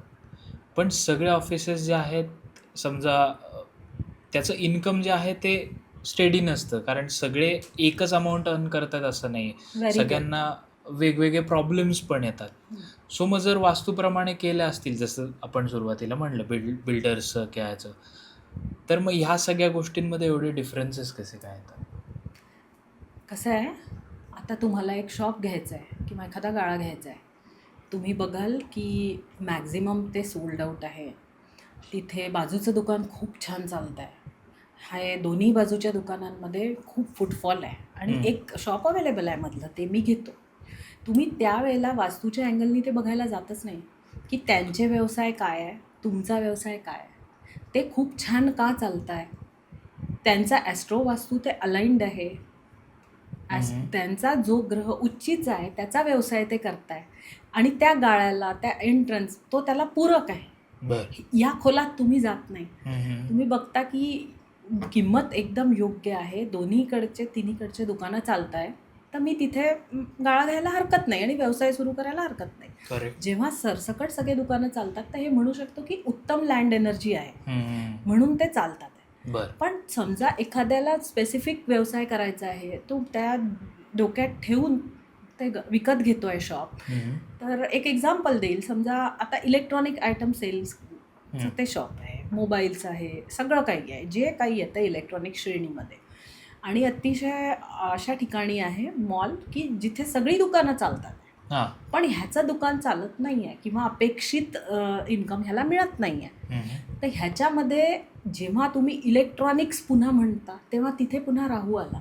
बरोबर. तर मुळात हा इन्व्हेस्ट करणारा जो व्यक्ती आहे, हा व्यवसाय करणारा, ह्याच्या कुंडलीत राहूचं प्लेसमेंट कसं आहे, त्याची कुठली महादशा चालू आहे, प्लेसमेंट उत्तम असेल तर काही ट्रान्झिटचे प्लॅनेट्स जे आहेत त्याच्यामध्ये काय परिस्थिती आहे. बर. आणि तिसरी गोष्ट जी परमनंट राहणार आहे ती म्हणजे त्या जो ते शॉप घेतो आहे तिथे काय परिस्थिती आहे दक्षिण नैऋत्य पश्चिमेची, जिथे राहू आहे तिथे काही दोष आले आहेत का, किंवा तिथे त्याचा वापरच तो करत नाही आहे का नीट त्या भागाचा, हे डिटेलिंग करणं गरजेचं असतं. ओके. आता तुम्ही जेवढ्या आतापर्यंत गोष्टी सांगताय, आपण कमर्शियल वास्तूबद्दल बोलतो, तर ह्याला एक तुम्ही प्रोसेस सांगितली, कारण जे मे बी मी बिझनेसमन आहे तर मला पटकन कळणार नाही त्या गोष्टी, त्या तुम्ही पटकन सांगू शकता. बट कधी कधी असं होतं की वेळेचा अभाव असतो, अचानक अपॉर्च्युनिटी येते, त्यामुळे एखादी जागा घ्यावीशी वाटते कमर्शियल. सो तुम्हाला कन्सल्ट करण्यापूर्वी मला जर एक बेसिक जाणून घ्यायचं असेल की ही वास्तू माझ्यासाठी योग्य आहे की नाही, तर ह्याच्यासाठी मी काय गोष्टी बघितल्या पाहिजे? लँड एनर्जी चेक करायच्या असतात, त्या स्पेसवर जाऊन केल्याशिवाय होणार नाही. ओके. तुम्ही तुमचा व्यवसाय काय आहे, त्याची दिशा काय आहे, ह्याचं ज्ञान तुम्हाला असणं गरजेचं आहे. आणि जी काही 300, 200, 400, 500 स्क्वेअर फूट तुम्हाला जागा आहे हम्म. तिथे तुम्ही कशी मांडणी करू शकता तुमच्या व्यवसायानुरूप? तो झोन तुम्हाला मिळतोय का? हम्म. की पार तो झोन तिथे टॉयलेटमध्ये किंवा कटमध्ये गेला आहे किंवा तिथे भिंतच नाही आहे, पूर्ण ग्लास दिलेला आहे. हा. हे बारकावे बघणे गरजेचं आहे. बरं. ह्याच्यासाठी तुम्ही जर नकाशा पण आम्हाला प्रोव्हाइड केला त्याचा, हम्म. तर काही तुम्हाला फेअर आयडिया देता येईल की इथे तुम्ही पुढे जाऊ शकता, काय करू ओके. शकता, आणि नंतर मग व्हिजिट करून ते फायनल करता येईल. ओके. सॉरी तुमचा फ्लो ब्रेक केला. पण आत्तापर्यंत इथपर्यंत पॉडकास्ट बघता तर प्लीज खाली दिलेल्या सबस्क्राईब बटनवर सबस्क्राईब करा. कारण तुम्ही सगळे पॉडकास्ट बघता पण सबस्क्राईब करत नाही. सो प्लीज चॅनलला सबस्क्राईब करा आणि तुमचा पॉडकास्ट आता कंटिन्यू होईल. 3, 2, 1 ॲक्शन.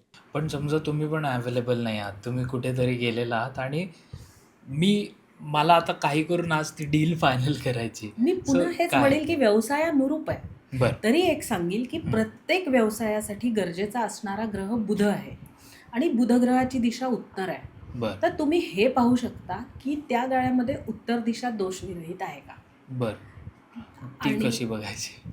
तिथे टॉयलेट्स आहेत का, हा. काय आहे, एखादी खिडकी आहे का, किंवा ओके. ती जर नॉर्थचं ओपनिंग किती आहे, कसं आहे, हम्म. ती प्रॉपर्टी विदिशा आहेत का, म्हणजे नॉर्थचा टिल्ट जो आहे तो 25 डिग्रीपेक्षा जास्त गेला आहे का, कोपऱ्यात मुख्य दिशा गेल्या आहे का, हम्म. हे बघणं गरजेचं आहे. थोडक्यात ताईंना कन्सल्ट केलेलं जास्त सोपं आहे इन्स्टेड ऑफ. पण या बेसिक गोष्टी आपण ॲटलिस्ट ट्राय तरी करू शकतो.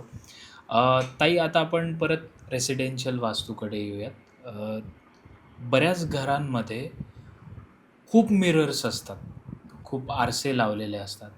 तर हे वास्तूप्रमाणे योग्य आहे का? नाही, हे अयोग्य आहे.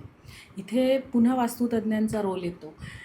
जे मिरर्स आहेत ते जलतत्व दाखवतात. त्यातही गरज असेल तरच पॅनलिंग वगैरे करणं गरजेचं आहे. तुम्ही बरं. जे मला म्हणाले खूप मिरर्स लावले जातात, म्हणजे फुल वॉलच्या हाईटचे हे अपेक्षित आहे. बरोबर. लहान 2 फुटाचा मिरर तुम्ही लावलाय बेसिन समोर, त्यांनी काही दोष होणार नाही. हम्म. पण जेव्हा तुम्ही एखादी वॉल आहे तिला पॅनलिंग करताय मिररचं, हां. त्यावेळेला ती निश्चित दिशा बघून करणं अत्यंत गरजेचं आहे. बरं. तो एक्सटेन्शनचा इफेक्ट देतो म्हणून बरेच इंटिरियर डेकोरेटर्स खूप जास्त वापर करतात गरजेपेक्षा मिरर्सचा. तेवढा वापर केल्याने त्याचे दुष्परिणाम मिळू शकतात. आणि आता ह्यालाच फ्लिप करून मला तुम्हाला विचारावंसं वाटेल की हेच कमर्शियल वास्तूमध्ये ज्यावेळी एखादं क्लोथिंग स्टोअर असतं किंवा मग एखादं हेअर कट सलून असतं, तर इथे तर भरपूर मिरर्स असतात. मग तिथे हा प्रॉब्लेम का नाही येऊ शकत? कसं आहे, सलोन्समध्ये, जिममध्ये, ह्याच्यामध्ये आरसे अत्यंत गरजेचे आहे. आपण हे दोन्ही जे आहे ते बिना आरशांचं इमॅजिन नाही करू शकत, Correct. Without mirrors. पण जसं मी तुम्हाला लाल रंगाचं उदाहरण दिलं, तसंच मी तुम्हाला उदाहरण देईल की ज्यावेळेला त्या सलोनमध्ये किंवा त्या जिममध्ये 4ही भिंतींना आरसे असतात, हां. त्यावेळेला तो दोष न्यूट्रलाइज होतो. बरं. पण जेव्हा त्यांना पण चॉईस किंवा लिमिटेशन्स असतात की मला एकाच वॉलला मिरर्स लावायला स्कोप आहे, तर मी कुठलेही लावू, तर त्यावेळेला निश्चितच ते वास्तुसुसंगत ठिकाणीच मिरर्स आले पाहिजे. ते Okay. जलतत्वातच आले पाहिजे. ते चुकीच्या ठिकाणी येऊन उपयोग नाही होणार. नाही. ज्वेलरीच्या शोरूममध्येही तुम्ही बघाल, पण त्यांच्या सिलिंगपासनं तर 4ही भिंतींना मिरर्स असतात. तर ज्या वेळेला असे 4ही बाजूला मिरर्स असतात त्यावेळेला त्याचा दोष नाही राहत, तो न्यूट्रलाइज होऊन जातो. ओके. बरं. मगाचपासून आपण तिथे एक हे ठेवली आहे, फ्रेम ठेवली आहे, तर ती काय आहे आणि ती कशासाठी वापरली पाहिजे? ही रेमेडी आहे. जसं तुम्ही आता मला एंट्रन्सबद्दल खूप प्रश्न विचारले. ही एक फ्रेम आहे, ही गजांतलक्ष्मीची फ्रेम आहे. बरं. अतिशय रिसर्च करून ही बनवलेली आहे. आणि या गजांतलक्ष्मीच्या फ्रेममध्ये काही शुभचिन्ह आहेत, ते अष्टमंगल चिन्ह आहे. बरं. त्याच्यामध्ये पद्म आहे, ध्वज आहे, तोरण आहे, कलश आहे आणि दिवा आहे. हे अष्टमंगल चिन्ह आहे. ही आपण सरसकट लावू शकतो. म्हणजे तुमचा दरवाजा हा कुठल्याही दिशेत असला तरी दरवाजाच्या आतल्या बाजूलाही लावू शकतो. आपण यामध्ये प्रोटेक्शनसाठी आणि दृष्ट लागू नये म्हणून कीर्तिमुखही दिलेलं आहे. तर हे तुम्ही प्रत्येक घराच्या प्रत्येक दरवाजाच्या वर आतल्या बाजूनी लावू शकता. हे तुम्ही देता? हो, हे मी सेल करते. याची कॉस्ट सांगा म्हणजे आम्ही लोकांना. माझे जे कन्सल्टेशन घेतात मोस्टली मी हे त्यांना देते आणि हे लावायचा अत्यंत शुभ जो मुहूर्त आहे हम्म. तो गुढीपाडवा आहे. अरे वा. डोअर पॉवरचा हा एक पार्ट आहे ॲक्च्युली. हम्म. आपण जी डोअर पॉवर ट्रीटमेंट करतो ज्याच्यामध्ये स्ट्रिप्स वापरतो गरज असेल तर, पंचरत्न वापरतो, धातू वापरतो, अनेक गोष्टी प्रोटेक्शनसाठी वापरतो, जसं पाऱ्याचं कीलक असतो तो. हां हां. अर्थात हे सरसकट नाही वापरत, हे zone to zone differ differ करतो. तर त्या किटसोबत किंवा त्या सगळ्या ट्रीटमेंटसोबत मी ही फ्रेम देते. बरं. 3,500 ही फ्रेम मिळते. मिळते. बरं. ताईंचा नंबर डिस्क्रिप्शनमध्ये दिलेला आहे, सो तुम्हाला जर कन्सल्टेशन हवं असेल तर तुम्ही त्याच्यात जाऊन ताईंना कॉल करू शकता आणि मग तुम्ही ही फ्रेम विकत घेऊ शकता. ताई, आता आपण कमर्शियल वास्तूबद्दल बोलतो आहे, तर दक्षिण दिशा आणि बरकत ज्याला आपण म्हणतो, तर ह्याचं काही कनेक्शन आहे का? कारण की बहुतांश जी आपण वेल्दी मंदिरं पण म्हणतो, ही पण भारतातली बहुतांश दक्षिण दिशेलाच आहेत, if I am not wrong. तर त्याविषयी काय सांगाल? मंदिर वास्तू, स्थापत्य वास्तू आणि कमर्शियल हे वेगळं वेगळं आहे. बरं. जर कमर्शियलमध्ये बोलायचं झालं तर दक्षिण दिशेचा मेन रोल आहे. जेव्हा तुम्ही तो दक्षिणमुखी गाळा घेता तर त्यावेळेला ते तुमच्या कुंडलीतलं दशमस्थान असतं. बरं. ते तुमच्या कर्माशी संबंधित आहे. हम्म. तर त्यावेळेला जर त्याला अनुरूप तिथे व्यवसाय झाला तर तो तुम्हाला खूप फळू शकतो. बरं. ज्वेलर्सबद्दल बोलाल तर ते मुख्य काम सोनारांचं गुडविलवर चालतं. हो. सहसा कोणी नवीन सोनाराकडे जात नाही. आपल्याकडे पिढ्यानुपिढ्या एकच पेढी असते. हो. अशा वेळेला दक्षिण दिशेचा जर गाळा असेल किंवा घर असेल, त्या पेढीचं नाव येतं सेंटर ऑफ द साऊथमध्ये. हम्म. आणि जो सोनं हा धातू आहे तो तत्व त्याचं गुरुतत्व आहे, पण बरं. शुक्राशी संबंधित आहे. मोस्टली सगळ्या स्त्रिया घालतात. बरोबर. त्याचा डिस्प्ले कुठे होतो आहे? हम्म. आग्नेय आणि उत्तर आग्नेय ह्या सगळ्या अतिशय महत्त्वाच्या दिशा आहेत हम्म. जिथे ते ग्रह आले आहे, शुक्र चंद्र यासारखे जे स्त्रीकारक आहे तिथे त्याचा मोस्टली डिस्प्ले होतो. हम्म. आणि अशा दक्षिणमुखी गाळ्यांमध्ये संपूर्ण उत्तर दिशेला मिरर आणि चांदीच्या भांड्यांचा डिस्प्ले असतो. हम्म. फ्रंट साईडला गोल्ड आणि थोडं 2 स्टेप पुढे आल्यावर सिल्वर आर्टिकल्सचा डिस्प्ले असतो किंवा बरं. डायमंड असतं कोपऱ्यामध्ये एक छोटं हे. तर त्यावेळेला त्याची जी रचना असते ती त्या ॲस्ट्रोवास्तूनुसार परफेक्ट असते. ओके. अशा वेळेला कॅश काउंटर पण योग्य जागेवर आलं असतं. तर बहुतांश वेळेला रेसिडेन्शियल वास्तूचे नियम हे व्यावसायिक वास्तूला न लावता तुम्ही दक्षिणमुखी गाळे, ऑफिसेस हे घेऊ शकता. दुकानं मी म्हणेन. दुकान. जर तुम्ही व्यावसायिक असाल तर तुम्हाला दुकान घ्यायला हरकत नाही दक्षिणमुखी, पण हम्म. प्रोव्हाइडेड त्याच्यात ती रचना वास्तू सुसंगत असायला पाहिजे. हम्म. तुम्ही काय विकताय, मी उदाहरण तुम्हाला सोनारांच्या पेढीचं दिलं हां. की जिथे गुडविल कामाचं आहे, जिथे हम्म. तत्व येतं, स्त्री तत्व, चंद्र, शुक्र, आणि ती त्याची मांडणी दिली आहे. करेक्ट. आणि धातू जो गुरुतत्वाखाली येतो ते कसं ठेवतात, डिस्प्ले कसा असतो, मिरर्स कुठे असतात, मोस्टली कलर स्कीम काय असते, हम्म. हे सगळं त्याच्यात आलं. तसं तुमच्या व्यवसायानुरूप तुम्ही त्या दक्षिण दिशेच्या गाळ्यात आपली मांडणी करू शकता. करू शकतो. ताई, आता काही वॉल कलर्स असतात, सिम्बल्स असतात, आपण म्हणतो प्लांट्स घरात वेगवेगळ्या ठिकाणी ठेवले जातात. तर हे खरंच वास्तूप्रमाणे प्रभावी ठरतात का हे फक्त एक सपोर्टिव्ह भूमिका बजावतात? हे महत्त्वाची सपोर्टिव्ह भूमिका बजावतात. हे ॲज अ रेमेडी काम करत नाही, बरं. पण अत्यंत महत्त्वाची सपोर्टिव्ह भूमिका बजावतात. जसं मनी प्लांट आहे, जेड प्लांट आहे, स्नेक प्लांट आहे, हे अत्यंत शुभ ऊर्जा देणारे आहे. बरं. ते तुम्ही जर घरात ठेवले तर तुमचा बुध ॲक्टिवेट होईल. हम्म. इनडोअर आउटडोअर दोन्हीमध्ये ठेवू शकता, पण ओके. त्याचा वापर रेमेडी म्हणून करू शकत नाही. बरं. त्याचप्रमाणे तुम्ही बोलला भिंतींचे रंग, हम्म. तर मी आधी पण सांगितल्याप्रमाणे तुम्ही एक प्रत्येक रूममधली भिंत हायलाईट करू शकता. तो हां. रंग योग्य असायला पाहिजे, तो त्या दिशेचा पूरक असायला पाहिजे, ओके. अँटी कलर लावायला नको. बरं. आणि पॅटर्नबद्दल बोलाल तर एक उदाहरण देते जिथे मी वास्तू कन्सल्टेशन दिलं होतं डिटेल, आणि एक वॉलपेपर त्यांचा फायनल झाला होता. हम्म. त्या वॉलपेपरमध्ये हलका येलो गोल्डन टोनकडे जाणारा वॉलपेपर आणि ट्रँग्युलर पॅटर्न होता. ओके. तर मी त्यांना म्हटलं हा इथे लावू नका. तर ते म्हणाले, "नाही, तुम्ही हे असं म्हणजे आपलं ठरलं होतं हॉलमध्ये गोल्डन कलर घ्यायचा." नाही, ही वॉल नाही चालणार. कारण तुम्ही जलतत्वामध्ये ट्रायंग्युलर पॅटर्न घेताय. ओके. हे जरी तुम्हाला दिसायला वरवर अगदी लहानसं एकच भिंत दिसली, तरी ते तिथे वर्षानुवर्ष राहणार आहे. कुठलीही गोष्ट जर एकाच ठिकाणी ठेवली, तर तिचे इफेक्ट्स चांगले किंवा वाईट मिळायला सुरुवात होते. बर. मग अशा वेळेला येलो टू गोल्डन टोन आणि ट्रायंग्युलर पॅटर्न हा त्या जलतत्वात गेला तर तुमचं ब्लॉक होऊन जाईल जलतत्व. बर. तो त्याला पूरक नाही आहे. हाच वॉलपेपर तुम्ही पृथ्वी तत्वात लावा किंवा अग्नी तत्वात लावा, तिथे हे चालणार आहे. ओके. ह्याचप्रमाणे प्रत्येक वास्तूमध्ये एनर्जीज असतात, energy in a good way. तर ह्याचा कसा परिणाम होतो तुमच्या वास्तूमध्ये, किंवा त्याचा पॅटर्न कसा असतो एनर्जीचा तुमच्या वास्तूतला? स्थैर्य, आयु, आरोग्य, मांगल्य हे सगळं एनर्जीवर असतं. मनःशांती तुमची.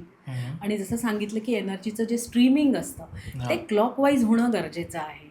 चंद्र इडा नाडी सारखं होणं गरजेचं आहे.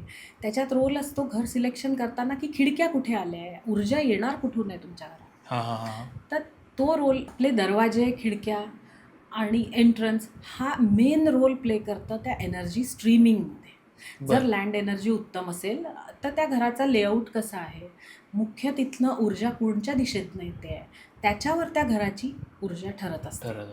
शुभ ऊर्जा रादर ठरत असते. बरं. एक सगळीकडे मिथ आहे, आपण मगाशी कलर्सच्या बाबतीत बोलत होतो, तर ब्लॅक कलर हा घरात जास्त वापरू नका किंवा इनफॅक्ट वापरूच नका असं म्हणतात. तर तुम्ही ज्या पद्धतीने सांगितलं की एखादा कलर आपण जर वर्षानुवर्ष तसंच ठेवणार असू तर त्याचे इफेक्ट्स पण तुम्हाला तसं जाणवतात. तर मग ह्या ब्लॅक कलरविषयी तुम्ही काय सांगाल? खूप गरजेचा असेल तर मिठाप्रमाणे वापर त्याचा करायला हरकत नाही आहे. तुम्हाला ब्लॅक खूप आवडत असेल, तुम्हाला जर तो सुटेबल आहे, तुमच्यासाठी शुभ आहे, तर पर्सनल ड्रेसिंगमध्ये थोडासा वापर करता येईल. खूप गरजेचं असेल घरात, तिथे करता येईल. आजकाल तुम्ही बघितलंय शाळांमध्ये सुद्धा ब्लॅक नाही व्हाईट बोर्ड झाले आहेत.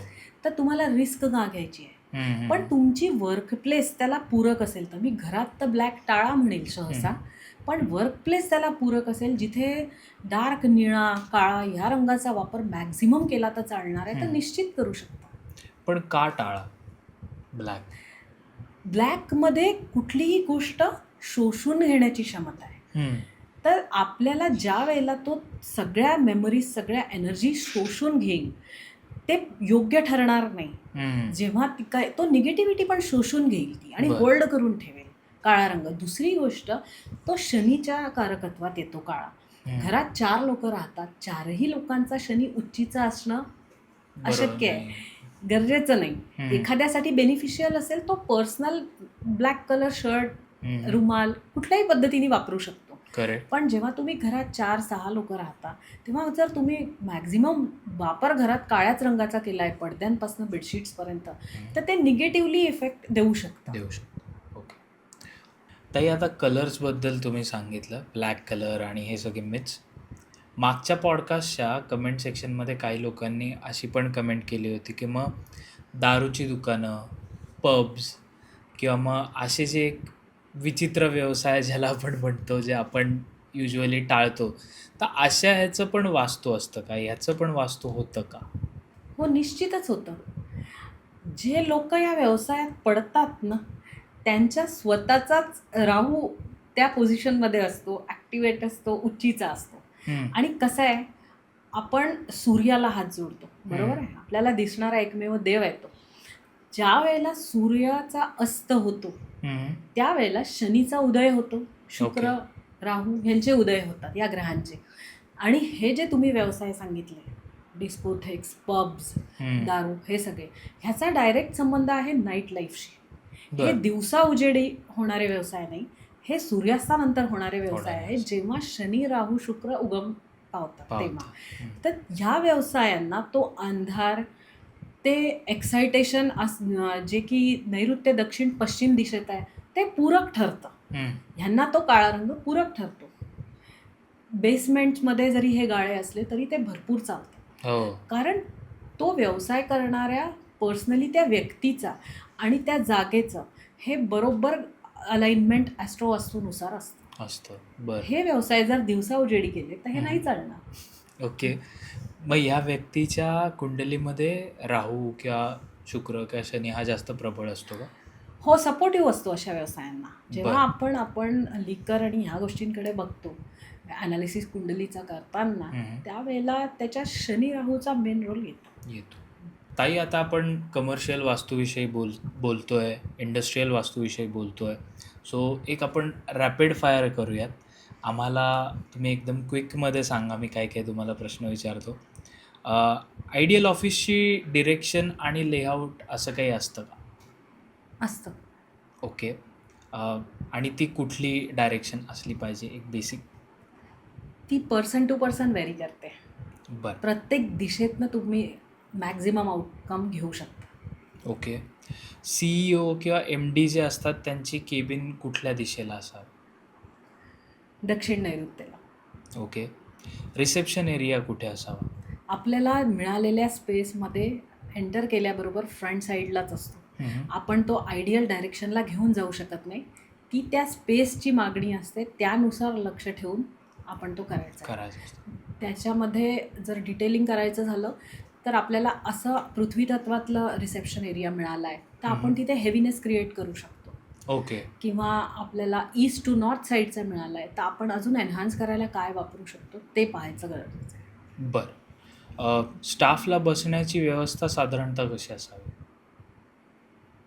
आपण आग्नेयपासनं घेऊ शकतो स्टाफचं सिटिंग. ह्याच्यामध्ये पण ती प्रोसेस समजून घेऊन डिटेलिंग करून अकाउंटंट्स आहेत, डिझायनर्स आहे, कोण आहेत, त्यांचं कामाचं स्वरूप काय आहे, की एकदम लेबर आहे, त्यानुसार ते वर्गीकरण करून ते ठरवतात. ओके. ऑफिस एंट्रन्सला किती महत्त्व द्यायचं?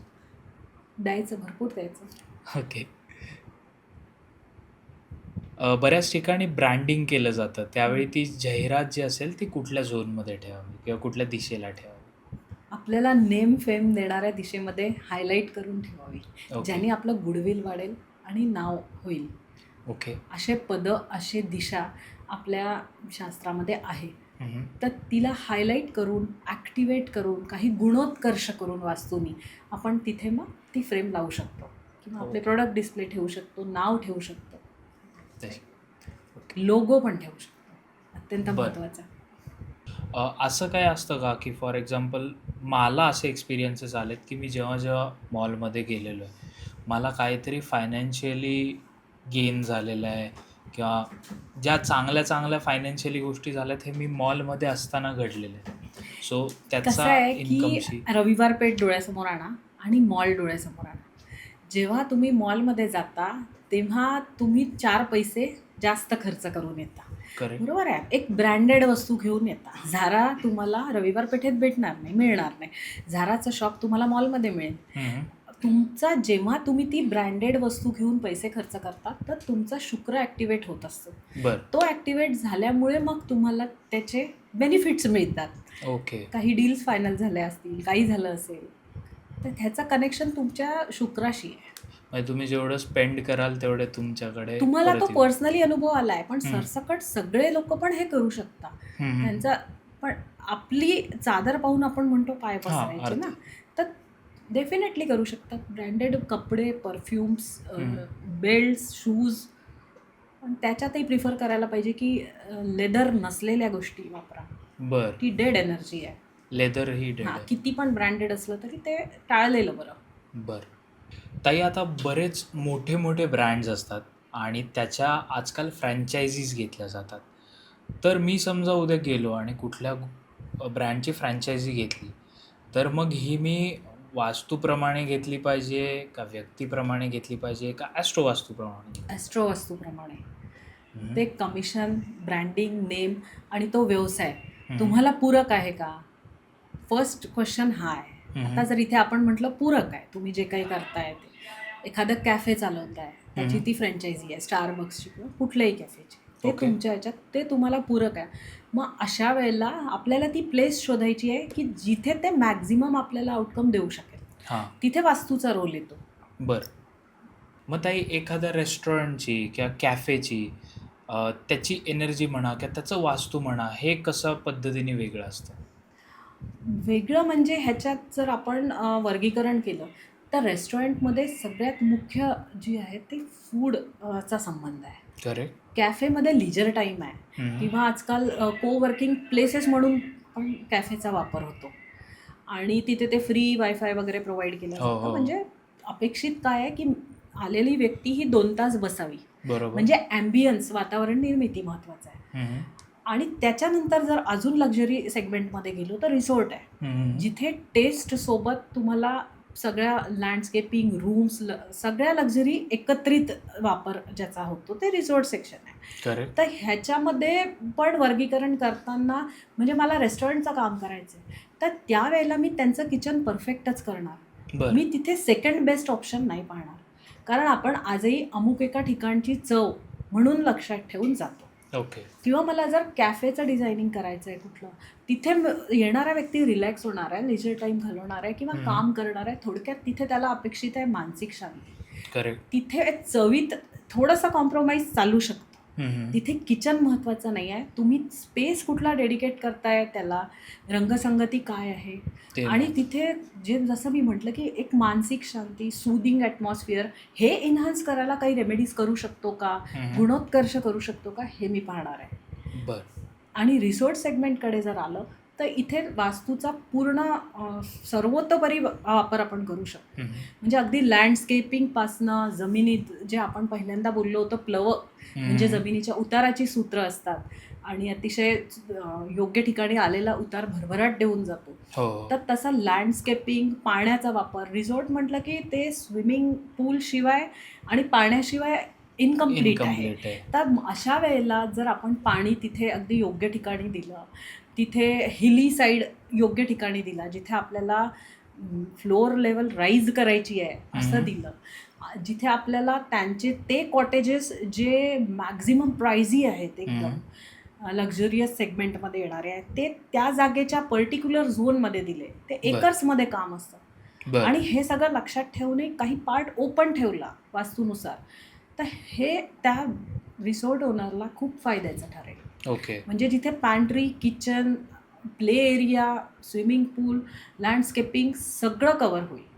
याने फुटफॉल पण वाढेल. हो, 100% यांनी फुटफॉल वाढेल. ओके. आणि ब्रँड नेम तुमचं खूप छान एस्टॅब्लिश होईल बरं. की या ठिकाणी जायचं म्हणजे हा रिसॉर्ट आहे, या रेस्टॉरंटला जायचं म्हणजे ही चव आहे, किंवा या कॅफेत जाऊया चांगलं फूड. बरं. ताई, आता आपण ऑलमोस्ट सगळ्या इंडस्ट्रीच्या रिलेटेड बोललो. त्यातली अजून एक ही आहे ते म्हणजे रिटेल इंडस्ट्री. वेगवेगळे शॉप्स असतात, किराणाचे, गिफ्ट आर्टिकल्स वेगवेगळे. सो तिथे आत गेल्या आपण एक बघतो, इधर कासव असतं पाण्यात ठेवलेलं, किंवा एक ग्लासात लिंबू ठेवलेला असतो, ते तरंगत असतं, किंवा बॅम्बूचं एक प्लांट तिथे ठेवलेलं असतं. तर ह्याचं काय सिग्निफिकन्स आहे वास्तूशी? कसं आहे, इथे ना कस्टमर फुटफॉल खूप असतो. आवक जावक जी लोकांची आहे ती भरपूर असते. सगळ्या लोक म्हणजे येणारा प्रत्येक व्यक्ती हीच पॉझिटिव्ह एनर्जी घेऊन येईल असं नाही आहे. दुसरी गोष्ट, या व्यावसायिक लोकांचे जे असतात ते रायव्हल्सही खूप असतात. म्हणजे ह्यांच्यावर जळणारे, द्वेष करणारे लोक खूप असतात. तर लिंबू जे आहेत ते त्याच्यामध्ये निगेटिव्ह एनर्जी शोषून घेण्याची ताकद आहे. ज्या वेळेला एनर्जी क्लिनिंगचे काही आम्ही रिच्युअल्स करतो वास्तूमध्ये, त्यावेळेला क्लायंटला तशा पद्धतीचा वापर लिंबाचा करायला सांगतो. काही उतारे काढायला सांगतो, काही ठिकाणी अजून वेगळ्या पद्धतीने लिंबू वापरायला सांगतो. तर हे मी पण पाहिलं आहे की काही रिटेलर्स ते पाण्यात डिप करून ठेवतात. तर त्याचा संबंध मुख्यत्वे ती निगेटिव्ह ऊर्जा शोषून घेण्याशीच आहे. बरं. ओके.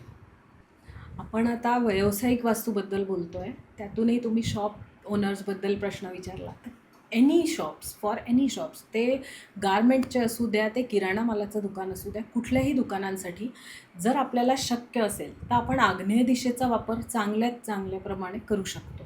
आपण तिथे येल्लो टू गोल्डन कलर लावू शकतो.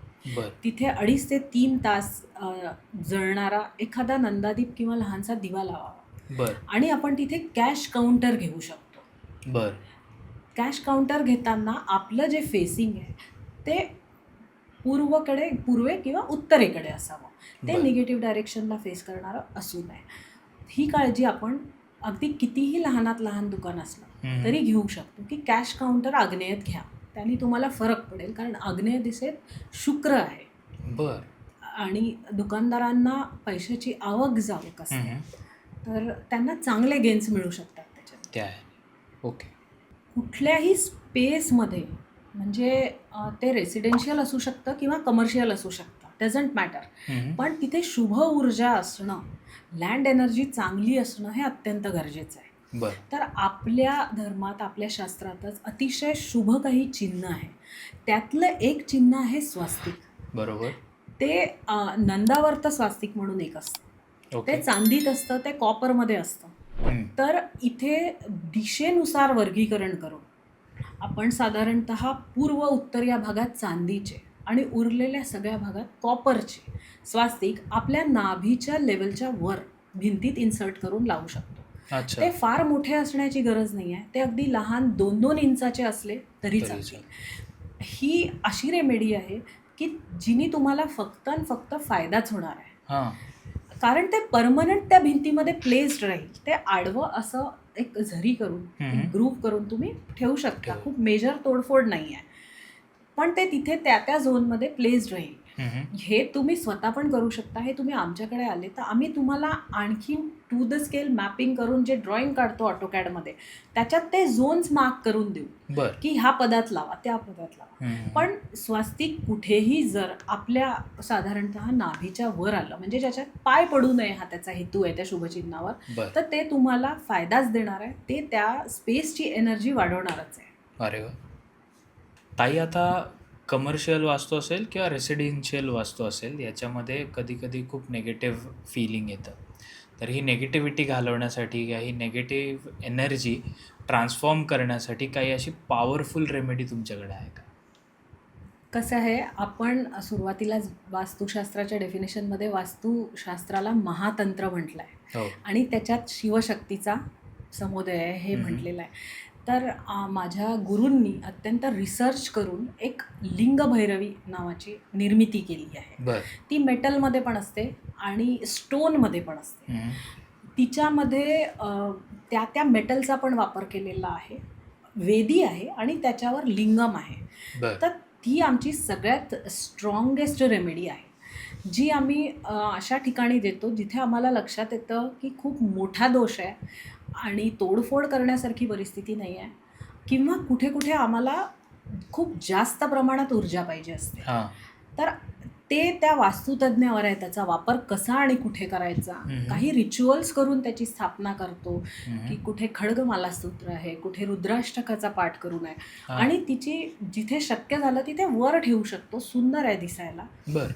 एक वेदी, त्याच्यामध्ये काही हम शम नम असे त्या दिशेशी संबंधित बीजमंत्र बर. आणि लिंगम. ते लिंगम कुठे हॉलो असतं, त्याच्यात चिदवस्तू भरलेल्या असतात, किंवा कुठे ठोस असतं. बर. तर तिचं प्लेसमेंट हे ह्याच्यामध्ये त्या लिंग भैरवीचं संपूर्ण यश आहे. म्हणजे ती ग्रूव्ह करून भिंतीत ठेवायची आहे, ती जमिनीत खड्डा करून पुरायची आहे, की ती शोपीससारखी नुसतीच येणाऱ्या जाणाऱ्यांना दिसेल अशी वर ठेवायची आहे. बर. तर असं म्हणू शकतो हे आमच्या वास्तुशास्त्रातलं ब्रह्मास्त्र आहे. अच्छा. फक्त ब्रह्मास्त्राचा वापर योग्य वेळ योग्य आल्यावर वेळेस. आणि तज्ज्ञांकडनंच करावा. कारण अच्छा. तिची स्थापना करावी लागते. आणली, अनपॅक केली, ठेवून दिली असं होत नाही. तिला प्रॉपर रिच्युअल्सनी ॲक्टिवेट करावं लागतं, पण तिचे रिझल्ट्स खूप चांगले पॉझिटिव्ह येतात. ओके. ताई, आता आपण स्टार्ट टू एंड आत्तापर्यंत एवढं वास्तूबद्दल बोललो आहे, तरी पण काही लोक जे असणार आहेत ते या पॉडकास्टच्या खाली किंवा त्यांनी आधीच्याही पॉडकास्टच्या खाली कमेंट्स केलेल्या आहेत की हे वास्तुशास्त्र वगैरे काही नाही आहे, हे सगळं फेक असतं. तर अशा लोकांना तुम्हाला काय सांगा असं वाटेल? 18 महर्षींनी लिहिलेलं शास्त्र आहे. मय आणि विश्वकर्मा यांच्यासारख्या ऋषींनी लिहिलेलं शास्त्र आहे. ते कसं काय फेक असणार आहे? जर आता तुम्ही स्पिरिच्युअल आहात, इन केस तुमच्या वाचण्यात जर शिवलीलामृत नावाचा ग्रंथ आला असेल, तर तुम्हाला माहिती आहे की ते गोष्टी स्वरूप आहे आणि त्याच्यात पहिल्या अध्यायातच विविध पापं दिली आहेत. तर त्यातलं एक पाप त्यांनी पण हायलाईट करून दिलं आहे. ते पाप आहे स्त्री भ्रूण हत्येचं. आणि 1500 सालात लिहिलेला, त्या शताब्दीत लिहिलेला तो ग्रंथ आहे. फिमेल फीटस सेक्स डिटर्मिनेशन हे आता आलेलं आहे, पण हे त्या काळात महापातक म्हणून लिहून ठेवलं आहे. हो. इतकं आपलं शास्त्र प्रगत होतं. आणि 18 महर्षींनी लिहिलेलं वास्तुशास्त्र ह्याला काही लोक फेक म्हणतात म्हणून कुठलंही प्रमाण देण्याची, पुरावा देण्याची मला गरज नाही. हम्म. ते शास्त्र आहे, ते सायन्स आहे. काही मुठभर लोकांचे अनुभव तुम्हाला चुकीचे येऊ शकतात. प्रत्येक क्षेत्रात आज माल प्रॅक्टिसेस चालतात. हो. आपण सगळेच जण मान्य करू असं जे नोबल प्रोफेशन आहे, जे लोकांना जीवदान देतं, ते हम्म. डॉक्टर्सचं आहे. हम्म. त्यातही काही लोकांची तक्रार असते की पैशासाठी, इन्शुरन्ससाठी आम्हाला अमुक धमुक ट्रीटमेंट दिली, ऑपरेशन केलं. बरोबर. तर माल प्रॅक्टिसेस या आहे प्रत्येक क्षेत्रात आहे. हम्म. तुम्ही तुमची सारासार विचारशक्ती याचा वापर करून समोरच्याकडून काम घ्या. वास्तुशास्त्र फेक नाहीच. हम्म. मे बी फ्यू कन्सल्टंट्स असे आहेत जे चुकीच्या प्रॅक्टिसेस करत आहे, काही वस्तू विकायसाठी असं करतात आहे, गोष्टी करतात. पण ते सर्व क्षेत्रात आहे. हां, बरोबर. ताई, आपण एवढ्या गप्पा मारल्या, तुम्ही एवढं आम्हाला डिरेक्शन दिलं, जे कोणी कमर्शियल वास्तूमध्ये त्यांना काय काय गोष्टी करायच्या असतील, जर तुमचे लघुउद्योग असतील तर त्यासाठी ताईंनी बऱ्याच गोष्टी सांगितल्या आहेत. तर ताई, तुम्ही एवढा वेळात वेळ काढून आलात त्याबद्दल तुमचे खूप खूप आभार. Thank you so Thank you. Much. आणि जाता जाता तुम्हाला काय सांगावं असं वाटेल? मला जाता जाता हे सांगावंसं वाटतं की या शास्त्राची निर्मिती झाली होती, ती होती अकाल मृत्यू हरणम सर्व व्याधी विनाशनम. म्हणजे डोक्यात हे ठेवून निर्मात्यांनी त्याची निर्मिती केली 18 महर्षींनी, की त्याच्यात ही कॅपेबिलिटी आहे की तो अकाल मृत्यू टाळू शकतो. बर. मी हा दावा करत नाही की मी तितकी केपेबल आहे किंवा आजच्या तारखेत कलियुगात कुठले कन्सल्टंट्स तितके केपेबल आहे, पण हे या शास्त्राचं महत्त्व होतं. बर. तर तुम्ही योग्य वेळेला जर अप्रोच केला तर अगदी अकाल मृत्यू नाही, पण बऱ्याच चुका, बऱ्याच अशा अघटित घटना हे शास्त्र टाळण्याची क्षमता ठेवतं. Correct, correct. तर प्रेक्षकांना मी सांगेन की डिस्क्रिप्शनमध्ये ताईंचा नंबर दिलेला आहे, ताईंचं इंस्टाग्राम हँडल दिलेलं आहे. सो त्याच्यावर जाऊन पण तुम्ही त्यांना फॉलो करा. म्हणजे तुम्हाला बऱ्याच रेमेडीज इथे जेवढ्या सांगितल्या त्याच्यापेक्षा जास्त रेमेडीज तुम्हाला इंस्टाग्रामवर पाहायला मिळतील. आणि कन्सल्टेशनसाठी ताईंचा नंबर मी सांगितलं असं दिलेला आहे, इथे पण फ्लॅश होत असेल. सो त्याच्यावर तुम्ही कॉन्टॅक्ट करा, तुमची अपॉइंटमेंट घ्या. तुम्ही जर नवीन शॉप कुठलं घेणार असाल किंवा तुम्ही कुठली फ्रँचायझी घेणार असाल तर ती घेण्यापूर्वी ताईंना तुम्ही कन्सल्ट करायला बघा. त्याचसोबत जर तुम्ही घर घेणार असाल तर त्याच्याही आधी एकदा ताईंशी तुम्ही बोला. तुम्हाला कसा एक्सपिरियन्स आला हे पण ह्या पॉडकास्टच्या कमेंट्समध्ये आम्हाला सांगा. पहिले 2 पॉडकास्ट पाहिले नसतील तर ते सुद्धा बघा. ते तर म्हणजे एकदम अजूनसुद्धा धुमाकूळ घालतात यूट्यूबवर. सो ताई, थँक्यू सो मच, तुम्ही आलात परत एकदा. धन्यवाद. आणि धन्यवाद. आपण नक्कीच याचा अजून एक पार्ट बनवूयात, जेव्हा लोकांच्या अजून चांगल्या चांगल्या कमेंट्स येतील, त्यांचे प्रश्न येतील तेव्हा. त्यामुळे निश्चितच. Thank you so much. थँक्यू.